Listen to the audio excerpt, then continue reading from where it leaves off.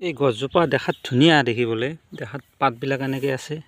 এই পাতবিলাক যদি আমি ছিঙি দিয়া যায়, এই ছিঙি দিলে কি হয়, ইয়াৰ তলত তাৰমানে পোকবিলাক সোমাই থাকে। এই পোকবিলাক এইবিলাক দেখা পাইছেনে? এইবিলাক সৰু সৰু আপোনালোকে ধৰিব নোৱাৰে হয়তো। এই পোকবিলাকে কি কৰে, দিনত হ'লে ইয়াতে পাতৰ তলত লুকাই থাকে আৰু ৰাতি হ'লে ইহঁতে কি কৰে, ওলাই আহি পেলাই গছডালক আক্ৰমণ কৰে। দেখা পাইছেনে? এইবিলাক পোক ঔষধ মাৰিলেও ইহঁত নমৰে।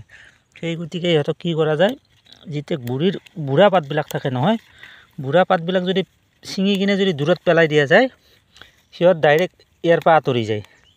নহ'লে ইয়াত ঔষধ মাৰিলেও তাৰমানে ইহঁত নমৰে। ইমান ডেঞ্জাৰ হয় ইয়াত।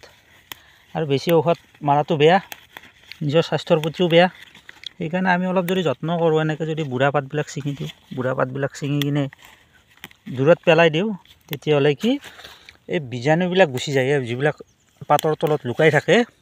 আৰু গছডালো অলপ ভাল পায়, বতাহ পায়, মুকলি পায়।